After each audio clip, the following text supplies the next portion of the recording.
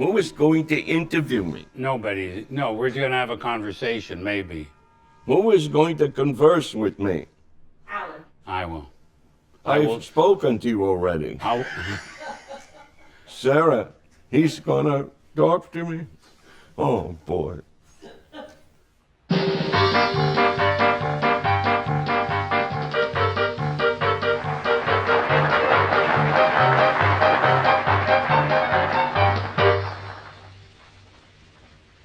Hello, everybody.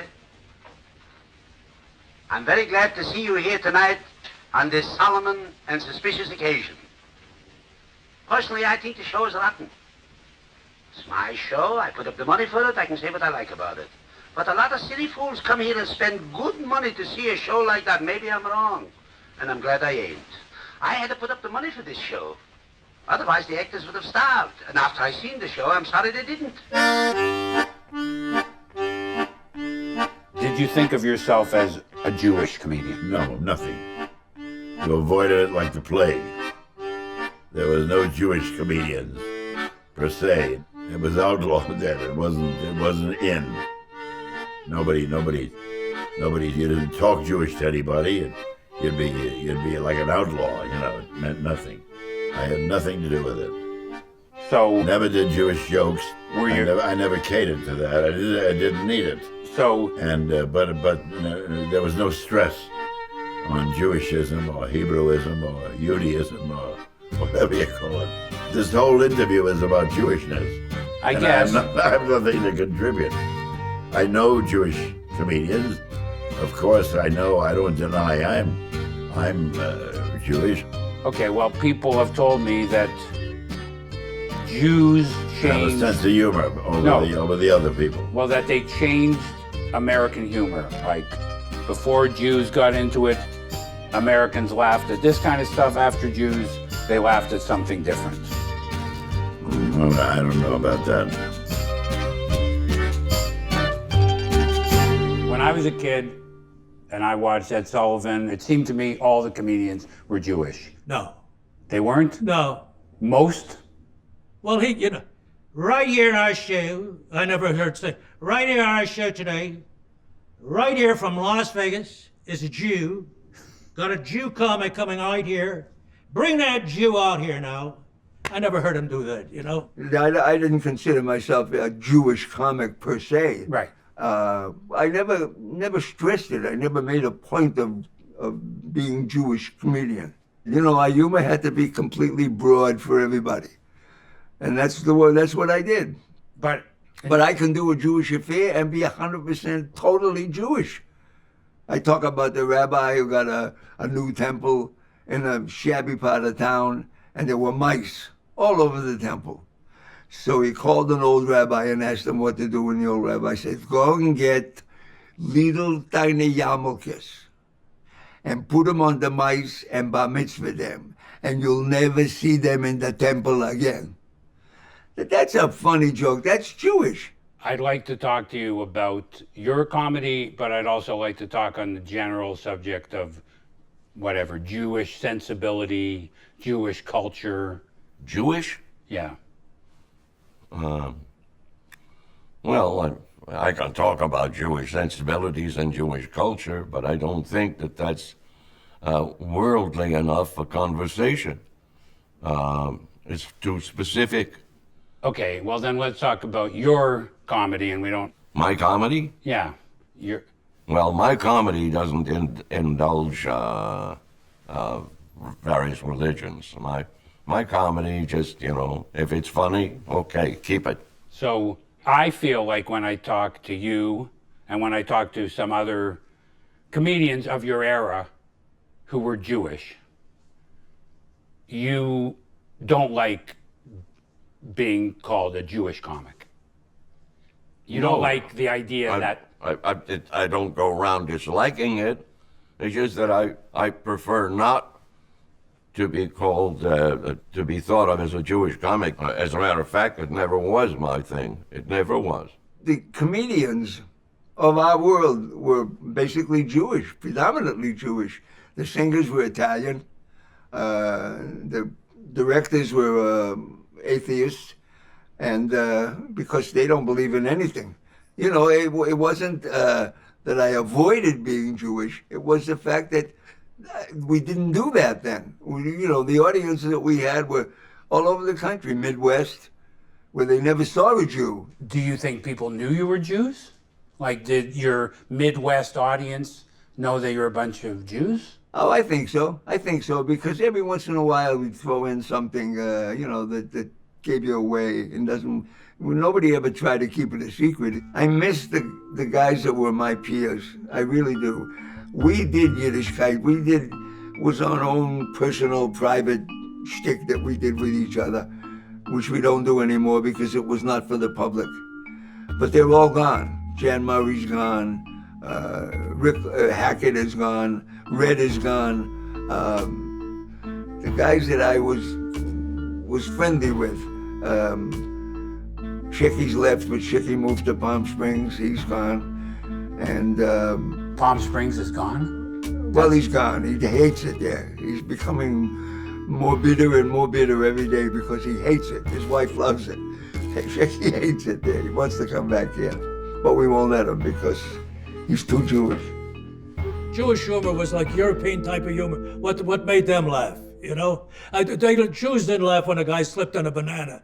You know, somebody says, that's funny, the guy slipping on a banana. Jews wouldn't laugh at that. Jews would say, look at the way he ruined the banana. The banana was all right. What was wrong with that? Why didn't he pick it up? And he could have had bananas and cream. What's the matter? You know, that's what I'm getting at. Every people, and I'm sure everybody's going to say, the Irish had their humor, the Italians had their humor. But being Jewish, I, did the Jewish things. If I was Polish, I would have done Drotki Majecha Bobec, Kemachedro, Drotki down in the Mansboski Pajecha. That's a great joke, but nobody knows Polish. There was a time when the Italians came to America. There was a time when the Irish came to America. We were looking at these people coming into our nation, and we had Jewish stand-ups. I remember distinctly Lou Holtz telling this joke, which is classic today. Said, Sam Lapidus, that was his character that he used. Sam Lapidus goes to the grocery store and to buy some salt. He goes to the grocer, and he says to the grocer, "Have you got? You have salt?" And the man says, "Have I got salt? Have I got salt? Here, take a look this wall. Salt, salt. Take a look down here. Salt, salt. Take a look here. Barrel salt, box of salt. Come on downstairs. I show you more salt. That kind of salt. We have salt here. And where else? Salt, salt, my God." And Sam Lapidus says, "This is marvelous, but will you ever sell all this salt?" And the grocer says, "Me, I can't sell salt. But the guy who sells me salt, oh, can he sell salt?" That was the kind of joke that we were loving that time. But the Italians were loving their jokes, and were the Irish learning their jokes. Why shouldn't the Jews be there as well? And why are we giving them extra attention? God knows, they weren't really, I swear, they weren't really better than everybody else. But it was that when you had a Jewish comedian, he was damn good. That was about it. But I will not join you in that special acceptance of Jews as the comedians. I don't think that. When I was a kid and I saw you on Ed Sullivan and some other Buddy Hackett, my parents said, he's Jewish, he's Jewish, he's Jewish. And I just accepted that you were Jewish, and I thought this was Jewish comedy. There's a lot of, that's a great misnomer. A lot of people do that. A lot of Jewish people do that. He's Jewish. He must be Jewish. Not Jewish, come in there, to hell with him. He's not Jewish. Jewish. He's not Jewish. Yeah, everybody's Jewish. Cary Grant, Jew. Everybody Jew. Gergely Peck, I knew him was a Jew.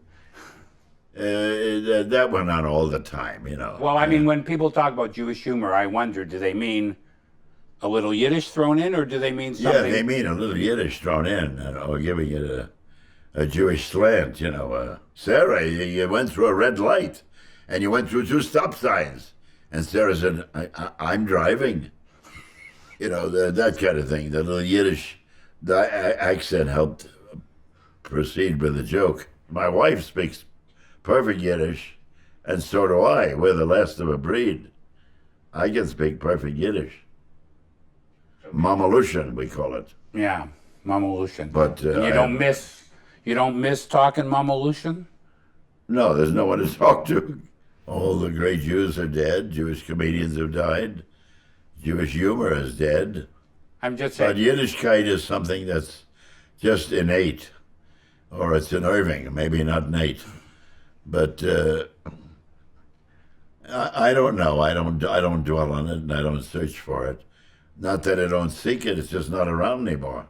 So, do you miss Yiddishkeit just in your social life, in your day-to-day life? Do you miss whatever it is that being around Jews gives you?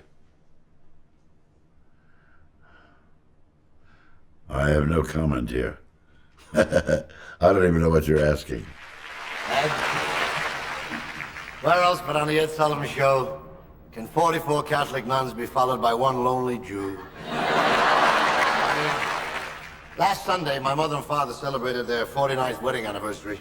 She had the house decorated with old pictures of the family, because nobody recognized anybody else because it was before the nose jobs. But my parents were so happy, for this occasion, they declared an armistice. No fighting while the children were in the house. Now, I don't want to take any sides, I know they're watching, but my mother is the world's champion grisher. Now, if you've never heard my explanation of the word grisher, it's an old Yiddish expression. It means to gnaw, to grind, to turn. But you never use it to describe a physical act. You would never say, a carpenter grished a screw into the wall. But every day of your married life, your wife gives you a little, and that's a grisher. You understand that? Okay? For 49 years, she never got off my father's back. Bernie, Bernie. Do you know my father hasn't opened his mouth in the house in 17 years? And do you know that my mother doesn't know that my father hasn't opened his mouth in that house? 2 Jews sit down in a park, and as they sit down in a park bench, one goes, "Oi," and the other one says, "I thought we weren't going to talk about the kids." The immigrants who came from Russia, my parents, Russia and Romania, they had nothing. They had nothing. They didn't know the language. They had each other, and they had humor. Every story was sort of, you take the poorest person like a Tevye, and he'd make him holler at God like crazy and find humor in the worst situation imaginable. My father and my Aunt Dussie were filthy in Yiddish. They would never let me be in the room when they were talking for fear that I would understand what they were saying. They were, always talking about someone's fin hinten as his ass, and laughing hysterically, and putting everyone down. And listen, Jews own humor, and I'm sort of proud to say that that's true. And do you think that that's still true? No, it's not still true. The thing that helps humor is oppression. The thing that kills humor is assimilation. That group that came over, your grandparents, maybe your parents to a degree, yes, there's something lost in assimilating. Really, that's what it is, getting comfortable. If you've had a great childhood and a good marriage and a little bit of money, you're going to make a lousy stand-up comedian. So the Jewish dilemma was they had nothing. So the humor just it came out of their pores, really. I have the feeling now that the average Jew is not as funny as the average Jew was when all your friends were Jewish. Like when I was a kid, a 60-year-old Jew, that was an old Jew. I'd be sitting eating my soup, like whatever. You're not like, to me, you're definitely old enough chronologically to be an old Jew, but you don't remind me of. No, I'm not the old Jew. I laugh at old Jews because I'm not one of them. But I had the same thing. They're sitting with the soup, and they'd all sit there and they're slurping it. And then, we used to sit wherever you could get a seat, and this horn and harness and so.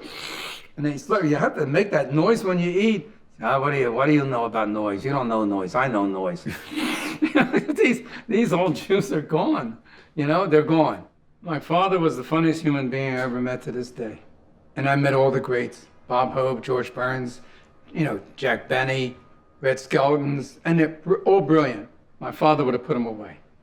Funniest man. He was in vaudeville as a young guy. He was a singer, dancer, comedian. And he had a contract to do movies with the Three Stooges. He went home from California, hadn't been home for a couple of years. He went home, he was in vaudeville since he was 9. And he went home, and his father, who was a leading rabbi in Philadelphia, had a whole talk with him. You cannot perform on Friday night, which is Shabbat. You can't have a job where they make you work Friday night to Saturday night, or Saturday, until sundown. You can't do it. Our people are survivors. We survive on our tradition. You're violating the tradition. Never got on stage again. Regretted it his whole life. I was taught by my father that there's something funny in everything. And you want to know how he taught me it? He said, there's something funny in everything. We were walking down the street.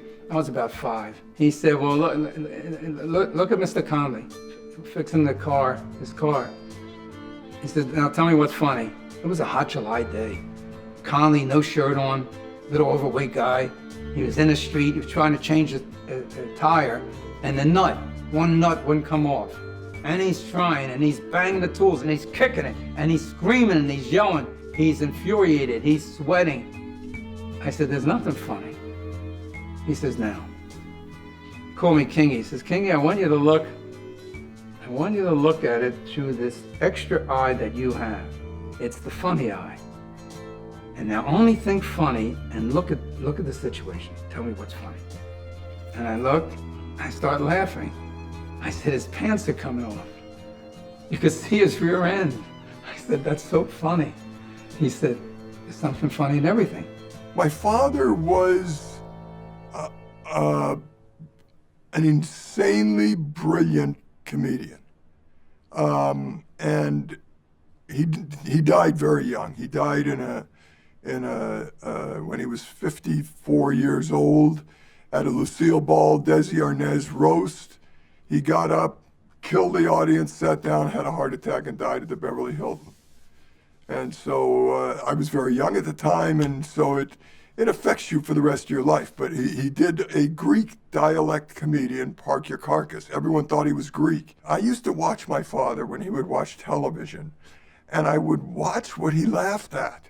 He enjoyed intelligence, he enjoyed clever humor, and when it was funny, when it was really funny.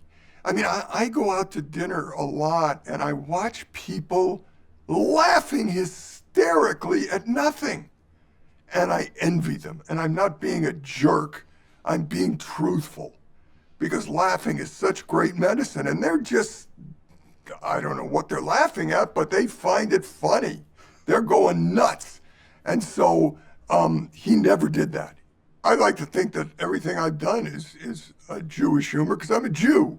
And I think that I have the sensibility of a Jew. And I don't mean that arrogantly. I think that's just who we are as a people. As silly as Super Dave is, there's something there that comes from my soul, and it's Jewish. Yeah, well, I thought Super Dave was not Osborne. That's not Jewish, but the kind Well, as Super Bob Einstein, you don't go far. You get 2 shows and you're never heard from again because there's no Jewish daredevil. Jews own daredevils. They don't perform. They manage them, okay? You asked about my father. Yeah. I'm going to give you an instance which will describe his brilliance. We were visiting my older brother in Fort Ord, up near San Francisco. And we walked down a pier and we saw a place called the House of 1,000 Names. And we walk in and it's nothing but 1,000 little green cups with every name and every derivation of that name on the cups. Bob, Bobby, Robbie, Rob, everything down the thing. So I walk in there, I'm a little kid, and my dad walks in, and my dad goes to the door and says, Tunic, let's go. And I got it. And I turned, and they chased us down the what's his name? Tunic. How? Tunic. Oh my, because he looked around, saw a name that wasn't on the cups, and called me it. So that is a complete piece of humor. Right. And how, yeah, that he wants to put a pin, I don't know. I don't want to analyze it, but I want to kind of analyze it. There's no reason to analyze it. He just formed a piece of humor. He saw it. He saw House of a Thousand Names. He knew these people had spent every waking moment of their life making sure they had every name they could possibly, and he fucked up their, I can't swear on this. Yeah, guy. you can swear. Oh, he fucked up their store. Is what he did. It's a store where they sold cups? Yes, that's what I said. No, I thought... How come you don't understand what I just said? I was more... You were what? You were asleep? Are you listening to me? Because I'm wasting my time if you're not. I'm listening. I just didn't know what the names were on. I thought they were on balloons. There's a guy that wants to join a country club that doesn't let Jews in. So he says to his friend, the guy, his name is Mo Ginstein, says to his friend, Hugh, I want to be a member of your club. He says, listen, Mo, they don't want Jews. So when you register, don't say your name is Mo Ginstein. Don't say you have a big Cadillac. Don't say the kids go to Brandeis University. You gotta fudge it up. So Mo goes to the registrar, says to the guy, I should be a member. They bring him the form, says, sir, what's your name? He says, Jack Smith. Smith. So, sir, what kind of a car do you have? A Saab. Put down Saab. Well, where do your kids go to school? He says, Yale. They go to Yale. Sir, what's your religion? He says, Goyish. It's like there are TV shows on the air, like Seinfeld. And that was a show where I felt like every character in it was a Jew, even though they changed their names. It's like George Costanza and his family were all Jews, but they have an Italian name. Right. And Elaine Bennis, also supposed to be a Gentile, is major Jew. On the Golden Girls, Estelle Getty and Bea Arthur are supposed to be Italians. Also, major Jews. It's right. Kind of like, it's like if Myron Cohen were to start calling himself Patty O'Brien. Right. You'd go, okay, but you're still a Jew. No, don't try to get one past me. You're a Jew. So why, even in the era of Seinfeld, did they not just make them Jewish? Why didn't they just admit they were Jews? Like, what did they think they were going to gain? I don't know, but I remember seeing something about the making of the Mary Tyler Moore show, where she was originally supposed to be a divorced woman who's trying to make it on her own. And they warned her, they said, no, there's two things that the public doesn't like, divorced women and Jews. Typical Jewish joke. Woman goes to the hospital, says, Mrs. Ginsburg, how's my husband? She said, he's dead. They said, well, give him an enema. Doctor says, it wouldn't help. And she said, it wouldn't hurt.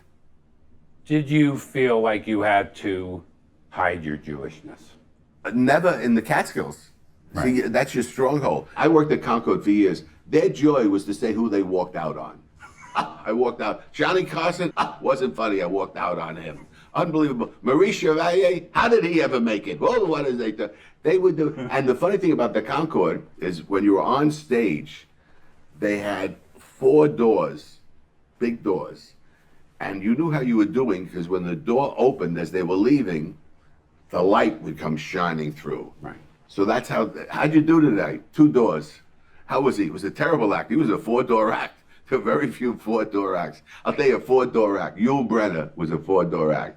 Do you think Jews are still the same? No. No. No. Jews are not the same. Jews, we're intellectually superior. I don't care what people, they may get pissed off at me by saying this. We have the same joy in our kids. That never changed. It always was a Jewish thing to take care of his kids. And I say in my act that Jews care about kids. You don't get a Jewish guy saying to his kid, strap a bomb on, blow yourself up, you get 80 virgins. We say, here's 100, get a hooker, now go to law school. This is what our dream is. I find, and I'm not saying all, my Jewish friends, charming, intellectual, and funny. Some are bores, some are terrible bores, but that's everybody. But I think a Jew looks to be funny. He doesn't look to camouflage it. If there's a chance to be funny, he's funny. I never thought I'm funny because I'm Jewish. I thought I'm funny because I'm funny. But Jews are funny. I'm hanging with my Gentile friend. They're not funny. They're not funny. My argument has always been that Jewish people are funny even when they're not trying to be funny. I was watching Paul Simon perform in the park, and my dad's friend said about Paul Simon, he said, that Paul Simon's okay. He's not one of those jazzed up characters in the cockamamie outfits. So to me, that was like hilarious. Right. Now, I have to say that when I recall that, many people think that it's not hilarious. They don't get why that is hilarious. Well, maybe you should do it with an accent. That Paul Simon, he's okay. He's not one of those jazzed up characters in the cockamamie outfits. I just love that killed. Yeah, well, the thing is that I've never heard anybody say jazzed up character. Right. I mean, probably I've heard it, but cockamamie. But put cockamamie in there. And then the other example I use is my friend Bill, who was my comedy partner, but he wasn't trying to be funny. It was Whitney Houston's song was on, and it was she was singing "How Will I Know," that song, "How Will I Know?" And my friend Bill said, "You'll know, Whitney. You'll know. Believe me, you'll know." So that to me, that's the Jewish thing, and I feel like is that been assimilated into Italian and everything else? Is it also partly New York?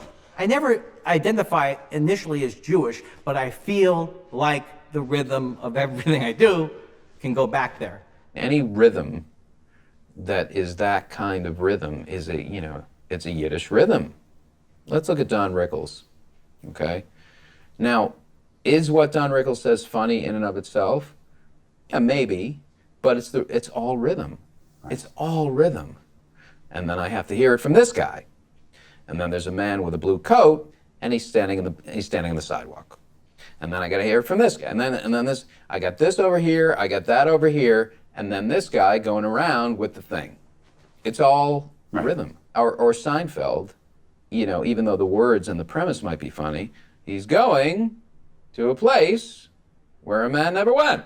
Well, actually, the other day I realized that I never related to William Shatner being Jewish.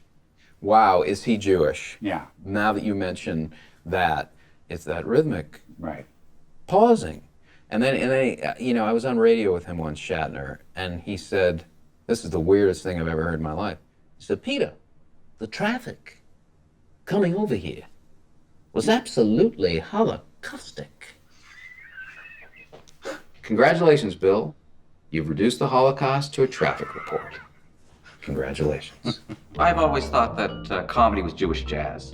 It was our people's way of expressing our powerlessness and our intelligence at the same time. All comedy, I think, comes from frustration. People say it comes from pain, but I don't want to go that far, because it's not quite true. But I think it comes from frustration, some kind of frustration. And who feels more frustrated than a group of very intelligent people who've been bred into intelligence, right?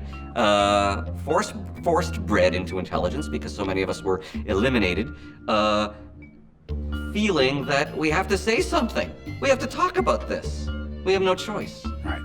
There's a melancholy to Jewishness that I think comes out in most Jewish comics. There's a testiness that comes out in Jewish comics that's a function of their alienation and their suspicion about the way that the mainstream culture treats them. And I think that the Jewish comic were the shock troop. They were the shock troops of modernism in that kind of a way, so that even though they were able to express it more easily, because we've always been an expressive people, because we're not beholden to a certain culture, so we don't have to worry about what people think of us in quite the same way, because we've got our community to back us up, we were able to say things that the Gentile community only wished they could say. And when they heard it, they went, yeah, we're afraid too. Although we don't express it the same way. In fact, we don't express it at all. But thank you, Jew, for saying it. We're really glad you said it for us. I mean, I have to ask, just basically, do you believe that as a basic model of American humor? I know I've already asked it, but I've had so much doubting of that premise that I've come to doubt. The history of 20th century humor is Jewish. Period. Okay. And period. I tell you, the trouble with me? I appeal to everyone who can do me absolutely no good.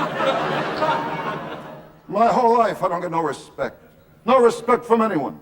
Well, the other day, my boy came home from school. He was depressed. I said to him, why are you depressed? He told me that day he learned a new saying. Like father, like son. Well, I'll tell you, I always wondered how my wife got her license the first time she took the test. I found out the inspector said he wouldn't go through that again. Well, they say when you're driving, watch out for the other guy. I'll tell you, when my wife is driving, you don't have to worry about the other guy. I mean, she'll get him. And I'm used to working in tough places, tough. I work places like the Pink Elephant, the Club Jinx, Aldo's, formerly Vito's, formerly Nunzio's. Oh, that was a tough place, Nunzio's, tough. As you entered this place, you went down 2 steps, physically and socially. Every night the boss would say to me, be funny. My people come here to forget their troubles. I mean, how do you make a guy forget he's up for manslaughter? A Jewish guy who's marooned on a desert island, and out of the tools of the earth constructs 2 enormous, magnificent synagogues over a period of 10 years. And when he's rescued, they say, this is magnificent work, but why 2? And he says, in this one I go, in that one I wouldn't set foot. I think that comedy ultimately comes from darkness. It does, because that sense of humor is a great conduit to survival. And I think that as Jews, just culturally, we suffer a lot of pain. And even when there isn't pain to be suffered, we enjoy giving it to ourselves. We've gone through the hardest, toughest time. I think other cultures have also. Right. But I think traditionally, we have a hard time. In fact, we are very comfortable in our hard time. We're very comfortable, Kvetchen. Even if things are good, we even question that. How are things doing? They're doing. I don't think we're comfortable if things are fabulous. That's not even a Jewish word. You don't hear Jews going, what a fabulous.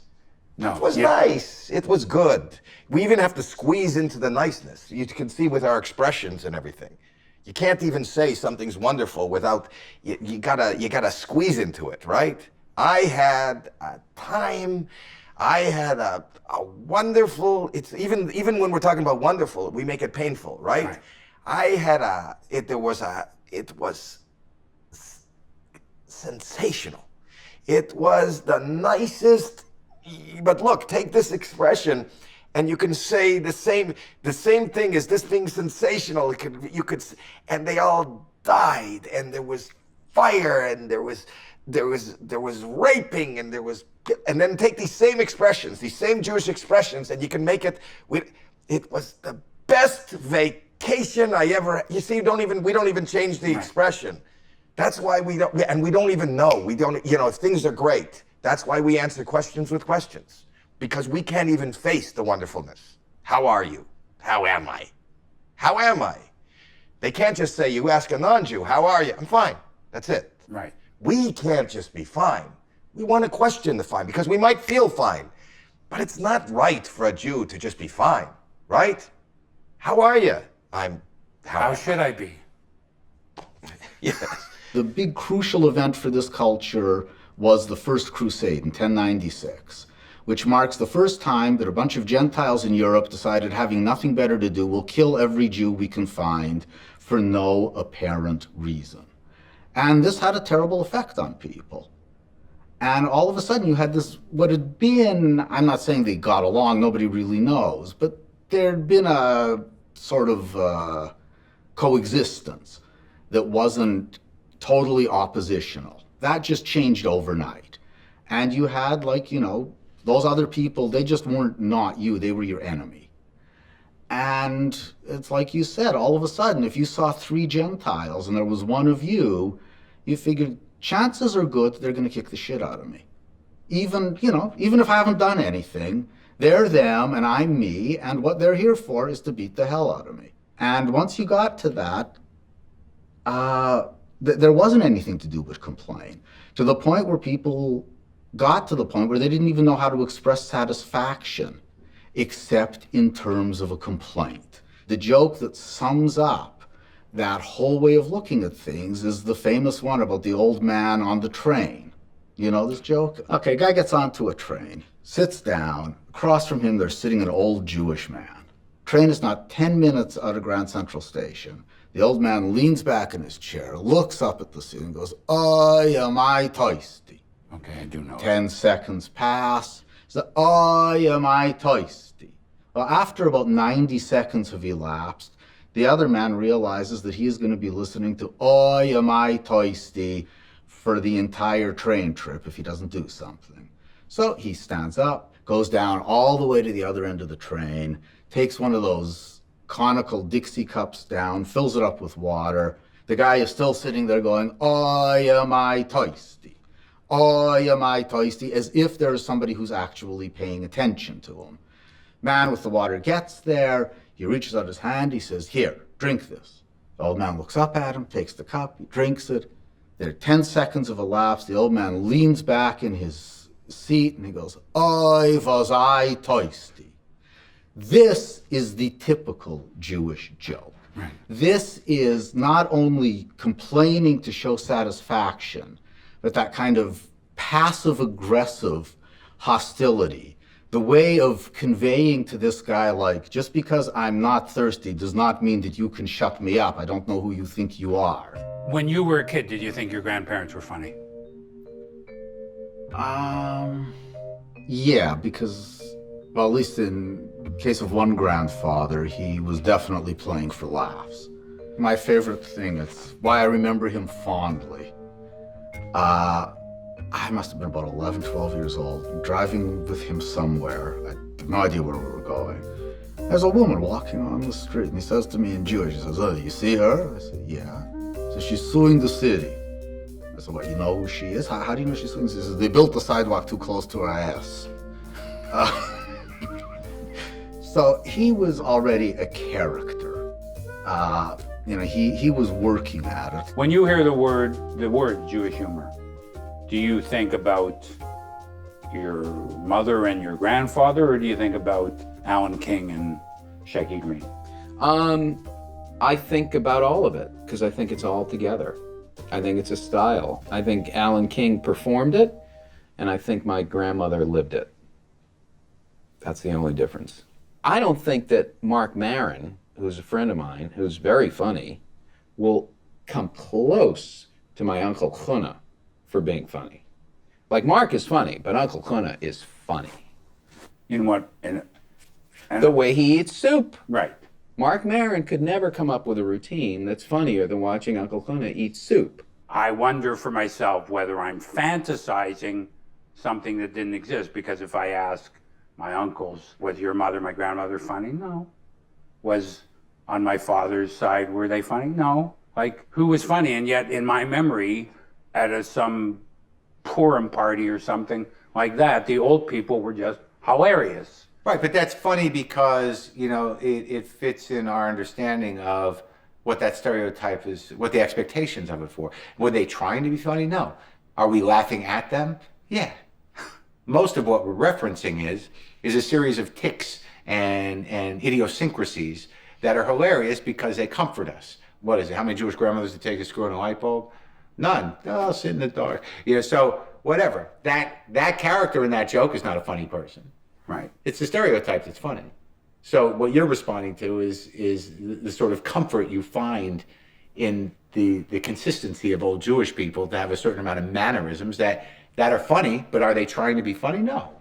So, therefore, it therefore follows that that'll never exist again, because you and I, when we are actually old Jews, won't be making those noises. No, of course we'll be making those noises. I'm sure you're making those noises now. I mean, you're making those noises now. I can't even hear you making them. I can see them happening. Okay, so this old Jewish man, it's 3 a.m. on New Year's Eve. He's driving around by himself. He's a 90-year-old Jewish man, 3 a.m., driving around Beverly Hills by himself. A cop pulls him over and says, "Where are you going?" He says, "I'm going to a lecture on alcohol abuse, how alcohol ruins your families and destroys your health." The cop says, "Who's giving this lecture at 3 in the morning?" The guy said, "My wife." My aunts were funny. My aunts and uncles were very funny. So were they funny in what you would call a Jewish way? Yes. Yeah, my aunts and uncles, I remember my uncle and aunt, they were 55th wedding anniversary. I was in Florida at their house. And I said, "Happy anniversary." And my uncle looked at me and said, and she was in the room, he goes, "I didn't kill her yet." And she said, "Go ahead and try." This was on their 55th wedding anniversary. They always had something to argue about.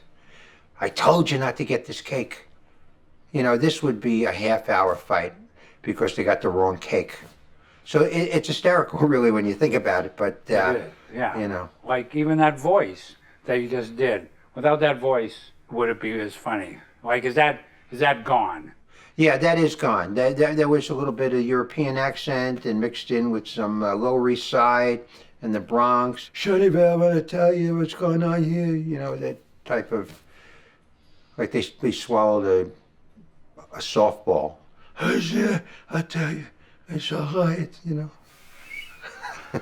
I like that. I mean, I love hearing that voice. So what are we going to do when that voice is gone? Right. Maybe I am an old Jew like them, but I don't think, well, maybe my crew would disagree that I don't complain enough. Not yet. Not yet. Well, you know that joke about the waiter comes over, all these Jewish women sitting in a restaurant, and he goes, "Is anything all right?" Do you have a favorite Jewish joke? Oh yeah, I mean, one of my favorite ones is like those jokes, the one where the Jewish. You mean specific examples? Yeah, sure. Yeah, like the Jewish kid, the Jewish mother is with a child at the beach, and this is the one, right? Yeah. Yeah, and he goes out swimming, and then starts to drown, and the lifeguard saves the child, and he brings the child back to the mother and says, "Your child was in the ocean, it was dry, and here I saved your son." And the mother said, "He had a hat." You can't get any better than that. No. He had a hat. Although the one you embellish it more, right? No. Well, we tell it without a lifeguard. Oh. I think it's better without a lifeguard. My version, the grandmother prays to God and says, "Wow." Says, like, "I know I haven't been that good a Jew. Oh, that's great. And That I is haven't great. been to temple, but if you would see it in your mercy to bring back my grandson," and a wave deposits him on the shore, and she says he had a hat. Yes. Wait, you're talking about why Jews are funny, and you haven't talked about Jewish mothers yet? You know, I would have no act without my Jewish mother. I think a lot of people would have no act without their Jewish mothers. I mean, even if you don't talk about your Jewish mother in your act, you're funny because of your annoying Jewish mother. So my mother's in a nursing home now. She actually calls herself an inmate. So, you know, you call up, "Hey, what's up?" "Oh, I had lunch with the other inmates, and we have a book club, me and a couple of inmates." I mean, and the thing is, there's no reaction. It's Right. just, She's not saying it ironically? right, no, it's just the inmate. That's it. And, you know, it's hilarious. She's like, "What do you want? What am I supposed to call myself?" They can't say what they mean. Right. So they, New Year's Eve, I called my mother. She's like, "What are you doing for New Year's?" So we're having a dinner party. We ordered in filet mignon, caviar. I'll be eating shit. I'd bring a friend home. I'd be like, "Ma, this is my new friend Beth. Do you think she would hide you? Do you?" Wow. You know, I just got my knee replaced. So I said, oh, I'm going to the doctor next week. Does he know you're walking like a hilarity? First of all, what is a hilarity? And second of all, how about, I noticed that you were limping a little. Is it going to be okay? Nothing is ever tender. My son Henry's 16 now, and I look at his friends who are girls. I can't imagine them talking like this all the time. Like, my grandparents were all born in the 1800s. So my memory is of that. These kids are having a completely different experience of what it's like to be Jewish. Jews used to be a much more tighter knit community. Now it's like all separated. You understand? It's like Jews, they came in from America. They all lived down in the Lower East Side, right? They all lived in ghettos in America where they experienced everything together. So the guy eating that soup, right, that you're talking about, and he made it funny because he knew everybody else ate that soup. They all went to Ratner's, or they all went to 2nd Avenue Deli, or they've all been there, and they know the price of the soup. Your connection to Judaism is through comedy. I think I mentioned it before, but the other day I was in 2nd Avenue Deli, and the smell is so geschmackt. It's so delicious and beautiful. And this guy walked in, looked just like you, with his wife, goes, smells like Judaism. To him, that pastrami, that scent in the air, the rogalach, the pickles, the whole thing, that to him is Judaism, right? To you, it's going to a comedy club, having some guy say, whatever the joke is, and making a Jewish shtick out of it, and that's your experience to it. For people that are so small in the world, that make such a big blast and such a big, we talk so much about it. Yeah. No other comedians go up and discuss it and do a callback to it and bring it around, Right. So we bring attention to it, right? Yeah. Once in a while you'll hear a comic say, I'm Irish Catholic, blah, blah, blah, blah, blah, blah, right? And then whatever the whole line is, or his line. But Jews are, constantly, and they can always bring back to it. And and such a small group of people in the world. Right. But we're so loud. It's just so funny that we're so loud, Yeah, it is funny. I mean, we're self-obsessed, for sure. For sure. Look at you. We've got a camera crew to discuss your Judaism. It's so self-obsessed. What guy, what Christian in the world is running around now with a camera crew? Talk to me about being Christian. No one cares. What's the thesis of this whole piece? Okay. Because if you're trying to say that you're either saying Jews aren't as funny as they once were, or Jews are funnier, both are wrong. Here's the thesis. Yeah. The thesis is probably. Yeah. It's what I probably. most want to do is go back and sit at a Hanukkah party with my old relatives. Yeah. Because they're hilarious. Because they're hilarious. I can't do that. Everything. If I want to reconnect and experience that again, I can't. What can I do? Yeah, what can I do? You can go to the Friars Club and just sit with those guys. They're still around. It's sad that it's definitely the end of an era. Definitely. Like even the Friars. I mean, I used to go to the Friars and see Milton Berle and Henny Youngman just having lunch right there, and it was just like, this is incredible. And Buddy Hackett, and they all died. I don't know if you heard. Well, first of all, older people are just funny in general. They have those thick Eastern European accents, so everything was just funny. There's nothing funny about the way I speak right now. Right. I have a joke in my act that I talk about how we all text black, right?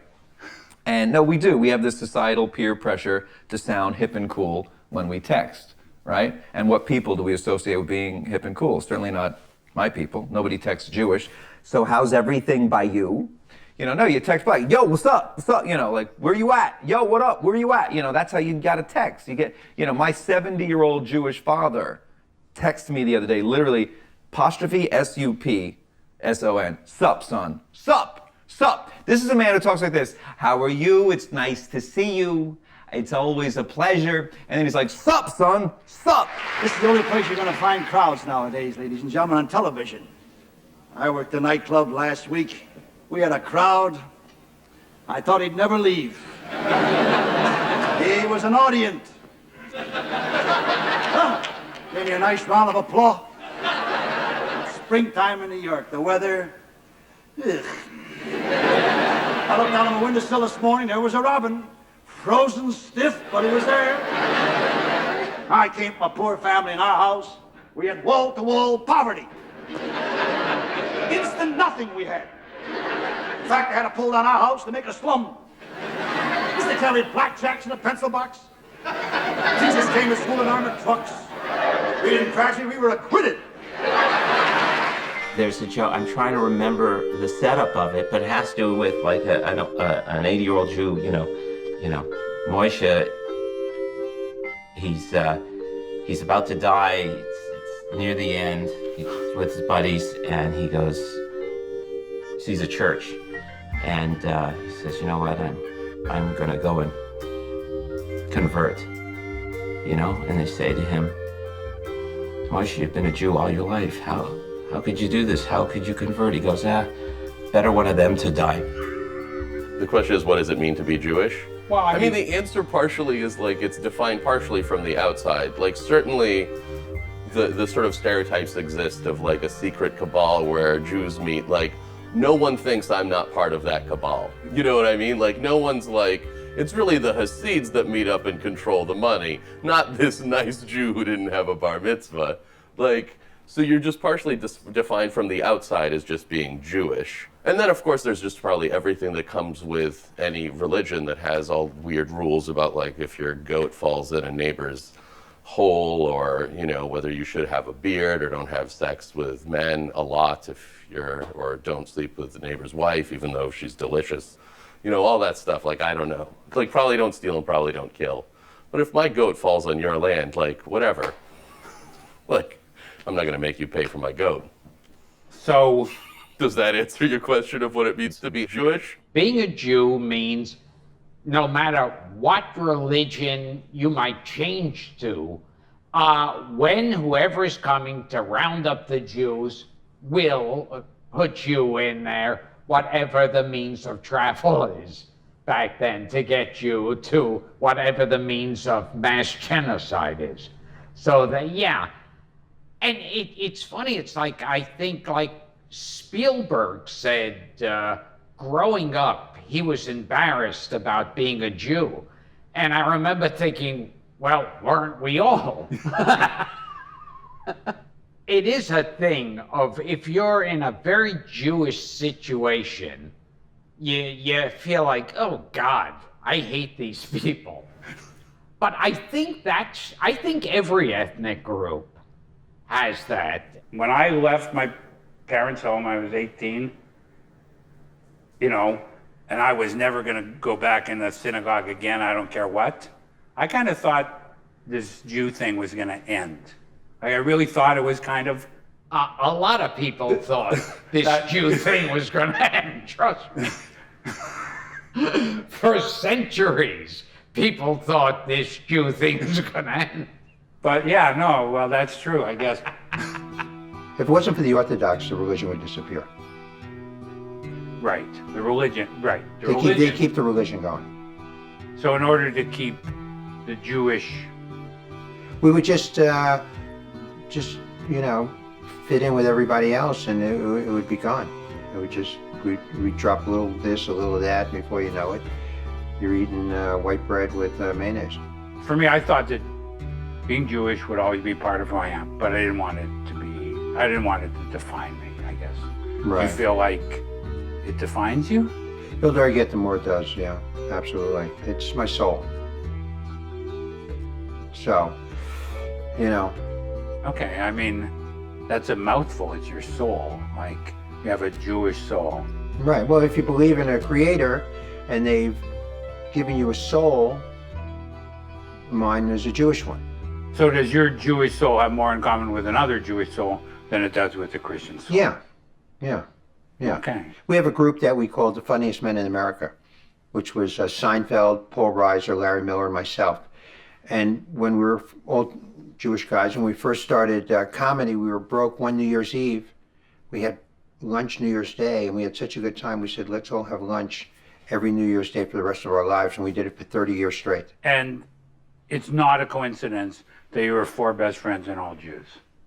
No, it probably not. It probably not. I mean, we all have non-Jewish friends, of course, that, you know. Not good enough to eat with, though. Yeah. We had a lot in common with being Jewish and being funny. Yeah, so that's It was a thread. Yeah, so do you still feel that, like just a natural kinship with Jews? Yeah, totally. Yeah, the worse it gets for Jews, the closer I feel to them. You know, anti-Semitism and just going out of, you know, it's going crazy all over the world. So, I mean, I feel more for my people now more than ever. I mean, we've been chased since the beginning of time, and we will always be chased. It's in the DNA of the world. That's the way it is. Get the Jews. The level of anti-Semitism hasn't changed. It's the same as it always was. And if you go to a deli, you understand it. Because Jews tend to eat with their mouth open. You never have to ask a Jew, what did you have for lunch? Because you can see it. I was in a golf tournament, okay? And you, as a celebrity, your whole job is to be nice to the people you're playing with. And people know me as Super Dave Osborne. They don't really know me as Bob Einstein. So I'm riding with this man who's a very nice man. And I said, do you have children? He said, yes, we have a daughter. I said, oh, really? How old? He said, 20. I said, is she married? He said, no, but she's going with a Jew. And I said, you know what? There's no real reason for us to talk the rest of the game. So you... And I get this. Why? Are you Jewish? And then for the rest of the 18 holes, he's trying to explain he didn't mean it in a bad way. He meant going with a Jew, and then he was going to continue on. He was just being specific. He was being specific. I'm just, thank God, we had Bernie Madoff, and now his son is being indicted. Thank God Sandusky was not Sandusstein. So I'm just trying to think who else I'm glad isn't Jewish. Charles Manson. I wouldn't have minded if he was Jewish, because we're not known as serial killers. So I don't think that would have hurt our reputation. It wouldn't have hurt our reputation? I think if you... What about Jeffrey Dahmer? No, I think if they He did... ate Trafe. That's the difference, okay? I think Bernie Madoff is the worst, because it was money. Yes, exactly. So I think if Bernie Madoff had killed people, like, I don't know, more Roman Polanski or something, I don't think people would hate the Jews for that. I really don't know what you're saying. You know what it's like now? It's like I'm on a bad balloon trip over Italy.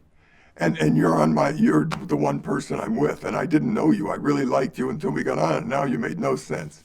But it's a long ride, and we're going to have fun. We're often in the room where we're the only Jew, and most of the time I don't notice it, but sometimes I just sort of get a shiver, and it's like, fuck, I'm the only Jew in the room. I'm frequently the only Jew in a room, and I'm the only one who cares. And that's what's changed. You know, in the 30s, if my father was the only Jew in the room, he'd be looking for the exit. Right. This is no longer the case. In fact, if anything, maybe it's something that makes us just exotic enough to be interesting. But it's no longer a matter of survival. Not in North America, not in Toronto, not in a middle-class environment. Certainly not in show business. I know what you mean about the taste, I think is the word for it, right? You want to sit in a deli. You want to hear these people yapping at like full volume and full speed, full throttle, complaining, because that's the essence of Jewish humor, is to kvetch, to complain. And it's not happening anymore because we don't have to complain, because we're powerful enough now to do what we want and to get what we want. That's the death of humor. Yeah. That's so depressing what you just said. It's weird that it's depressed. It came, we won. That's the problem. Yeah. We won. You know, tonight, ladies and gentlemen, you're looking at a guy who's been married for 34 years, and I'm still in love with the same woman. If my wife ever finds out, she'd kill me. Now, you take my wife. Please, you all know that. I'll never forget our wedding night. God knows I've tried, but... There she was in one corner of the room with a lingerie. I was in the other corner with a chair and a whip.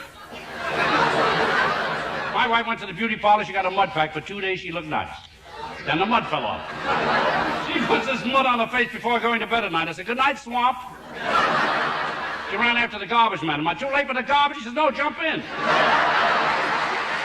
Man, do you know what it means to come home at night to a woman who'll give you a little love, a little affection, a little tenderness? It means you're in the wrong house, that's what it means. A man goes to visit his mother in Century Village, and she's 92, and he's decided it's finally time to tell his mother that he's gay. So he tells his mother, that he's a homosexual, and his mother she just looks at him. She says, you're a homosexual? Does that mean that you put your mouth on another man's private part? And he says, yes, it does. And she says, you'll do that, but you won't even try my kishka? My mother was, very interested in Eastern philosophy, and, if it's Tuesday, it must be Ram Dass. My mother wasn't your typical Jewish mother. Interestingly, my father kind of personifies he's incredibly cheap, and, we go to a restaurant, and my father gets very tense, and he just looks at me and my sisters, and he'll be like, all right, no tricks, which I don't know what he means, like I'm gonna order crab cakes, Yeah. He's terrified that we're gonna order an appetizer and a main course. He goes crazy. And if you do, he's like, what are you, a truck driver? You need that much food? It's easier when you share a common background. And that's part of the reason why I like marrying a Jew. Also, I really like to complain. And they're at my level of complaining. When I date Gentiles, they would be shocked that everything was like, we ran out of tinfoil is up there with we're being audited. And only another Jewish person can relate to that. And, that's very comforting and sexy, for me at least. That's sort of funny. When we were looking at names, my wife's not Jewish, she said a certain name. I can't remember what it was. And without even thinking, I said, too goyish. I can't have that name. Of course, in my house. And then she said, how do you get to play the Jew card? You don't go to shul, you don't do this. And it's like, no, but I'm Jewish. I'm Jewish because certain names would make me sad. I couldn't have a daughter named whatever. Dylan. Priscilla. I don't know what it was. What are your kids' names? My son is Rufus, and my daughter is Ariel. Those aren't Jewish names. They're not Jewish names, but they're not that goyish. They have Yiddish names? So basically, you're making a film because you feel guilty that you married a Gentile, that you didn't raise your daughter Jewish, you didn't give her a bat mitzvah. I don't know that we can solve all your problems. You know what I'm saying? I don't know. I think what you probably should do is you have a year. You have a year. Next Yom Kippur, atone for it. Internally, really atone for it. All right, I am a Jewish mother, and my parenting skills, which I unfortunately got from my parents, but the one thing that I've taught my kids is, now my kids can say anything abusive, horrible, awful to me, and they won't get in trouble if it's funny. In my house, funny trumps everything.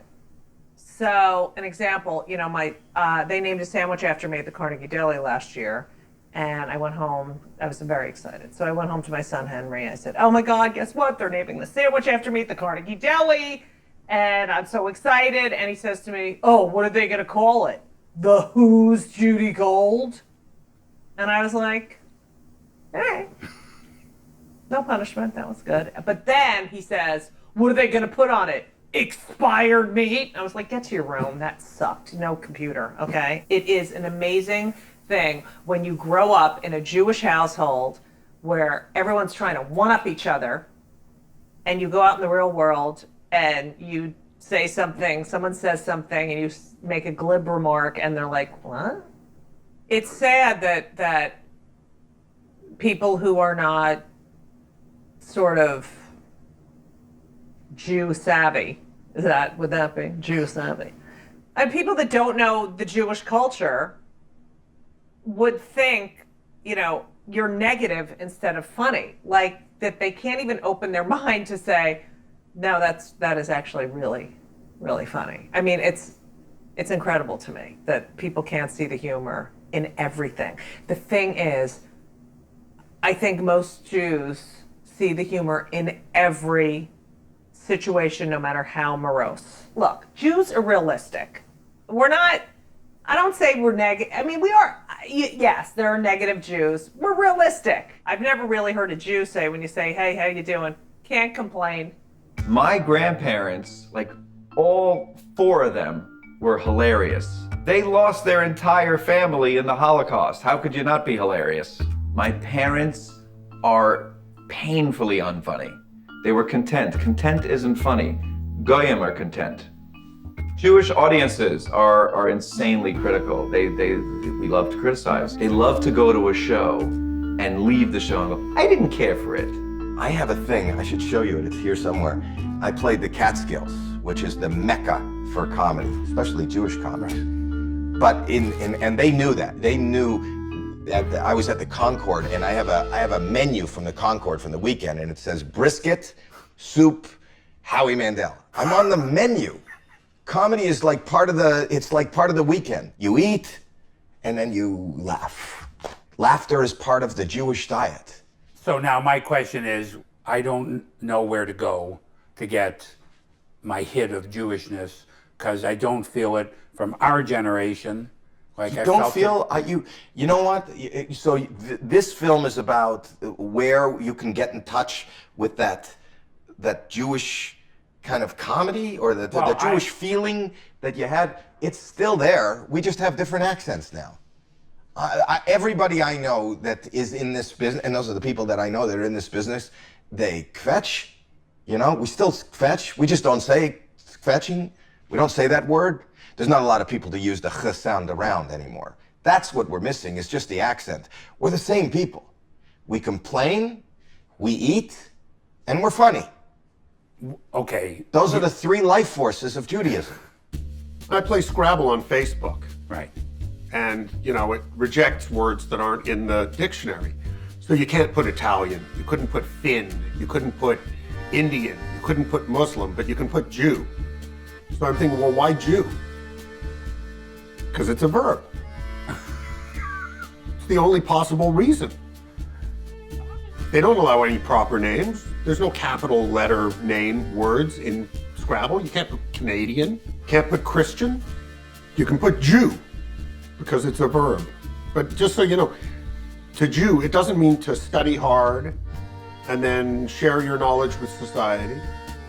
It doesn't mean to make a nice meal and take it over to a sick person when they're at home. I know, I thought maybe it meant that. No, it means to rip somebody off, to cheat them. Do you think being Jewish is, for us, deeper ingrained in our bones than other cultures are for other people, like being Finnish? I don't know. How would I know? Well, I mean, by looking around. Well, here's one way to... My vast Finnish group that I hang out with? My many Finnish friends? Well, okay. Here's how I look at it. There are 13 million Jews. There are, I'm going to be conservative now and not be exaggerated. There are 100,000 books basically called To Be a Jew. I don't think there's 100 books called What Does It Mean to Be a Finn? Right, but they live in Finland for the most part. I mean, Finland's a place. Right. Jews don't have a place. Our culture is portable. That's the whole point. There is no Jewland. Whatever they want to say about our biblical rights to Israel, it is not Jewland.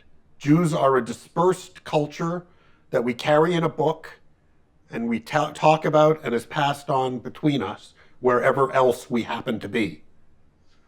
So yours, okay. But I mean, that is a really interesting distinction of culture and a place. But most places think they're cultures. Well, they're allowed. But most places, you're saying, aren't cultures. I'm saying that Rome today is a very different culture than Rome when Caesar was in charge. Right. I mean, it is not even close to the same thing. Whereas we are pretty much the same as we were when Caesar was in charge. Jews were sarcastic. I have no doubt about it. Because we're the arguing people. It's built into our culture for sure. I mean, you call an idiot chacham. If somebody says he's a real chacham, even though it literally translates as smart person, it means idiot. That's how we live, right? Good thinking, Einstein. That never means you're smart like Einstein. That means you're stupid, unlike Einstein. So you noticed, huh? Sherlock? That doesn't mean you're the great detective. It means you're a moron. Everybody can see that. It's just the way we're trained. And what does that have to do with that they always wanted to kill us?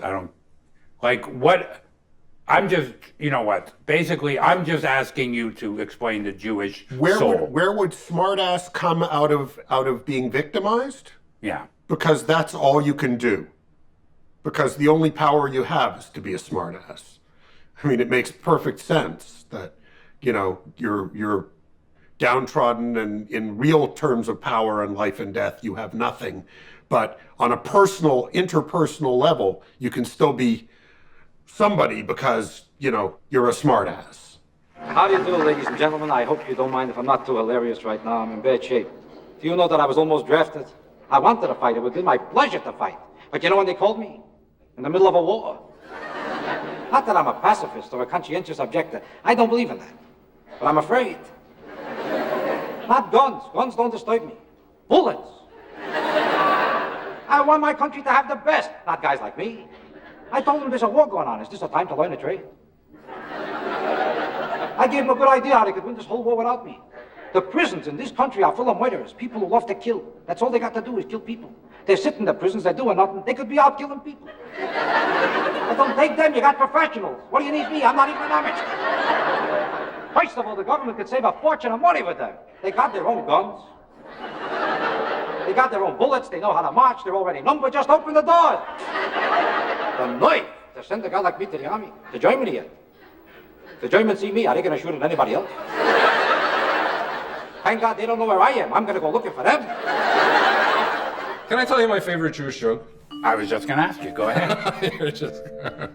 My single all-time favorite Jewish joke. It captures the total spirit of sense of absurdity and all of it is in Jewish. And you know it as soon as I'm going to tell it. It's the one where he's sitting there going, "Oi, am I thirsty?" You know it, right? Okay, so that's my favorite joke. Okay, well, it's only because somebody already told that in the film. Do you have Oh, did they? Yeah, do you have... Well, I like the jokes. I like the, I just like to tell the punchlines because everybody knows all the jokes. Okay, so why I like the kind of jokes like, look who thinks he's nothing, Okay, I like the he was wearing a hat. Tell the look who thinks he's nothing. The day before Kol Nidre, the synagogue is empty, except for the rabbi and the cantor and the gabbai, who is essentially, an administrator, a janitor, whatever, a guy, it's a junior person who works in the synagogue. And in the emptiness and the quiet of the synagogue before the congregation arrives, the rabbi goes up to the bima. What's the English word for the bima? The front. The pulpit, and he prostrates himself in front of, the ark, in front of the Torahs, and he pounds his chest and he goes, "Oh Lord, oh God, compared to your greatness, I am nothing, I am nothing, I am nothing. Compared to your might and to your wonder, I am nothing, I am nothing." When he's done, the cantor goes up, he does the same thing, "I am nothing, I am nothing, I am nothing." And the gabbai is so inspired by this that up he goes to where it's not his place. And he does the same thing. "Oh Lord, compared to your greatness, your mighty, your wonder, your power, I am nothing, I am nothing, I am nothing." And the rabbi turns to the cantor and says, "Look who thinks he's nothing." I'll tell you the funniest thing in the world. And it's timing. It's timing. And Jews have this type of time. I met a Shabbat dinner in Brooklyn, and they sit me next to this guy who's a survivor of the Holocaust. Old man. He's wearing a short sleeve shirt. You see the numbers and everything.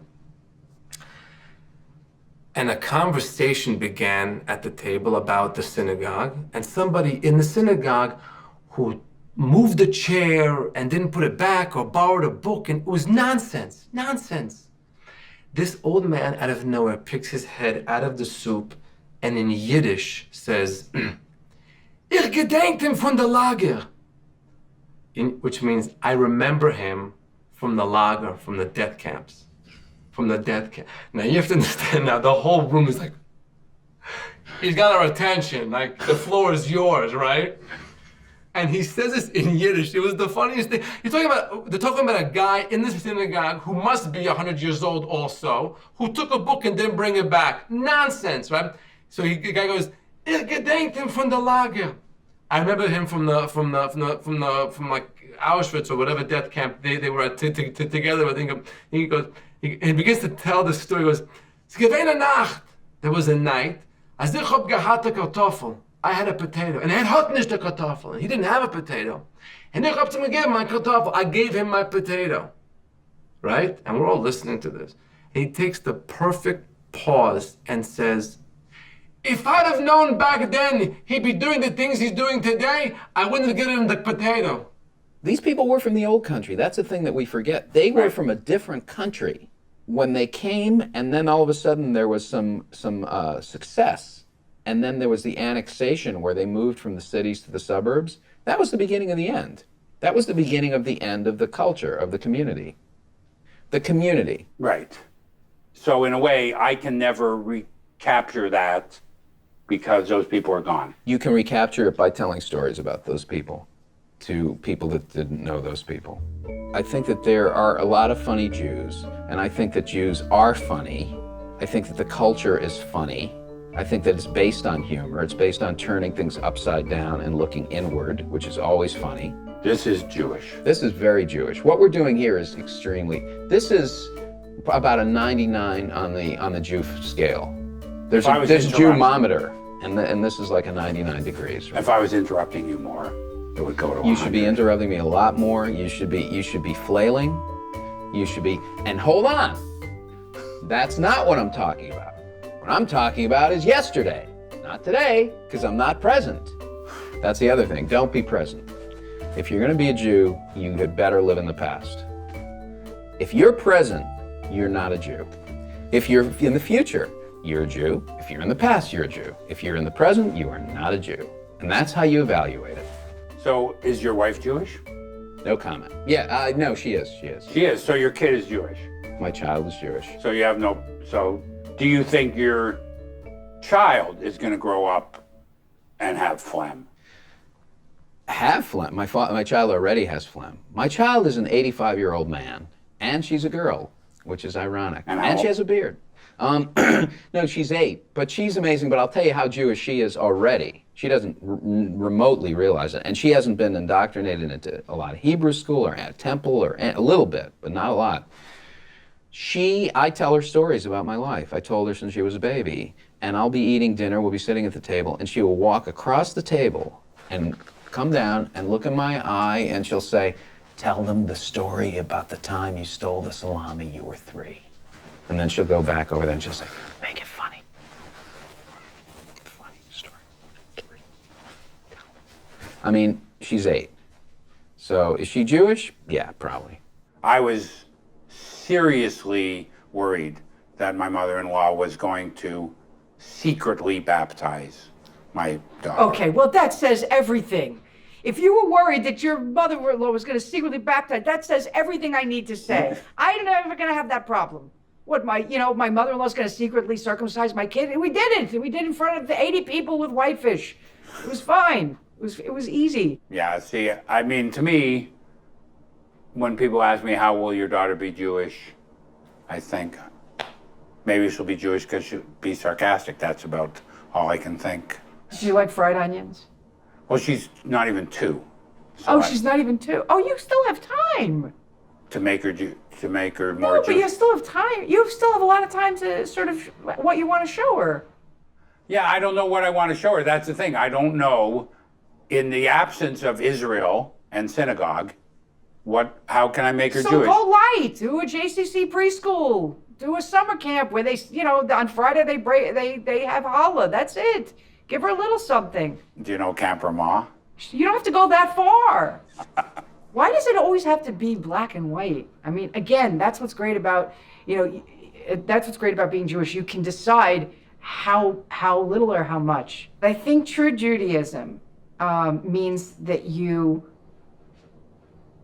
are always free to question, and the learning never ends. I mean, that's the tenet of being a Jew. And the great thing about being a comedian is the learning never ends. The questions are always there. That's all we do is we ask questions, What's up with that? Have you ever noticed this? Why are we doing this? Who would do that? When you see Hasidim on the street, on a street corner on Saturday, standing there because they got to walk everywhere, having a conversation, all you assume is like, that must be important. No, it's not. They could be talking about where they're going to eat lunch. But it seems like there's a tradition of discourse, of debate, of like, what? That's not right. Why are you telling me it's not right? Doesn't seem right to me. What would God think? That's a good question. Let's figure out, what would God think? How is that not going to end up funny eventually? I find familiarity, and I find comfort in it a lot of times, but I'm also horrendously annoyed when Jews are too Jewy. But, And what is it? Okay, so... It's just annoying in the Jewy way, and I imagine I see part of myself in it. But I've talked to people that almost it's like they're playing a Jewish character. Right. They're like, I don't know, maybe I should. I'm like, you really like that? I think after a while they get like that, don't you think? Well, that's how we open this thing. Is Right. Is that going to happen to you? I don't know. I don't know. I mean, I grunt. I have a 2-year-old daughter who grunts. You have a 2-year-old? How old are you? 61. How's that going? I love it. First kid? Yeah. How do you like that? I don't have any kids. I ask you for personal reasons. Yeah. Not judging you. I always wanted. And my girlfriend wants one, and I don't have any, and I'm 49. But you provide me hope, I guess. Where are you going to go at 50 or 60, and you're like, what the fuck does my life mean really? How do I figure out what that meaning is? So you're going to have a kid, you're going to get reconnected with some sort of faith. If you walk into a synagogue or you go into a deli or you call that Jew that you knew from high school, are you going to feel comforted? Hell yes, you are. Are you going to resent it? Yeah. Is that resentment going to diminish a little as you get older? Probably.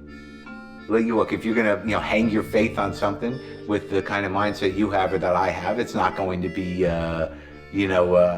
conventional. Right. Look, if you don't believe in God, you don't believe in God. But you clearly believe in Jews. So this is what it is. This is the conversation that you want me to have with you. Any conversation. My Jewishness. And the fact that I do Jewish comedy. No, not Jewish comedy. All right. We're the fact that I'm a Jew who does comedy. No, just that you're a Jew. Yes, I'm a Jew. What? Well, okay, and... But I somehow wound up doing comedy. But I am proud of my background, and I will say that. But that's as far as I can go with it. I can't keep living it. Okay. When I do meet someone who can speak Mamelushon, when I can hear that, when I can hear just a few words, I know I can communicate with this individual. Something lovely is happening because we're remembering stuff that meant so much to us in one time in our lives. If your Bubby made you laugh, you would tell people that. If your Zadie made you laugh, that was very rare. Every time you say a word of Yiddish, it just sort of, whatever, it like warms my heart. I'm just, I don't think there's an answer to this. I'm just coming to talk to people. I don't say, nobody can bring my parents back, but I'm just saying, I'm a little surprised that, like, I'm 60, right? I'm an old Jew now, but I'm not an old Jew like when my bubby was 60, she was... Much older. She was older, and she was, everything was, it couldn't wait. Like everything, she couldn't give you a straight answer. Everything was a complaint, even if things were good. I'm a little Jewish, but I'm not like that. And My daughter is not going to even be this much Jewish. You know, that's all I'm wanting to talk about, you know. Like, what about your kids? Are they going to be old Jews, or are they just going to be older people who are Jewish? I have a daughter who is not going to be an old Jew. She's hardly a today's Jew. And I had a son, which tragically we lost before his 13th birthday. I'm sorry to hear that. Boy, that was a toughie. And, but still, ich, der Mann sich wird still, in mein Städtele dem Kleinem, wie ich hab die Schein zuerst ersehen, wie ich hab gebäuert und wie ich hab geborgen, wie ich hab die Schein zuerst ersehen. Schlutzk, mein Städtele, wie ich denk nach dir. Tief in Herzen heim, du mein, liegst du da bei mir. A Wigel auf a Strickerle und a zerbrochen Betterle. Tief in Herzen heim, du mein, liegst du da bei mir.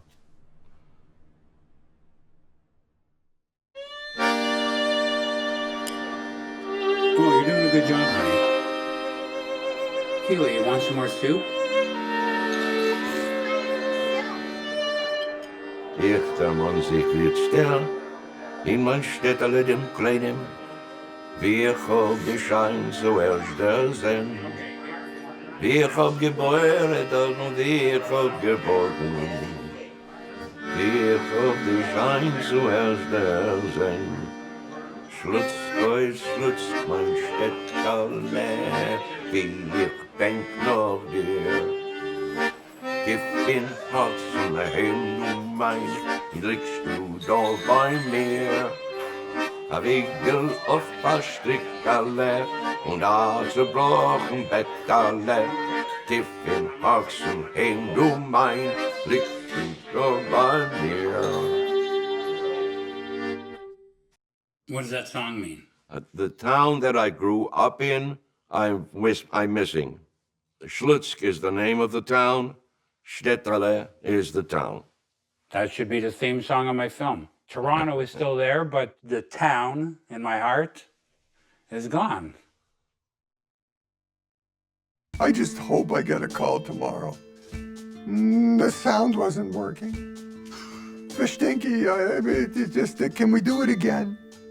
Can we come back and do it what again? would the answer be? Oh, how long have you been married? 3 years. No, really. Really? And you have kids? I have a 1.5-year-old, and I'm 60. What do you have to say about that? Is she Jewish? No. Croatian. Are you? That's the end of your whole movie. There it is. No. Mr. Macher, Mr. Jew, Mr. marries a 38-year-old Croatian and has a 1.5-year-old Croatian kid, and you're 60? Yeah. That could be the end.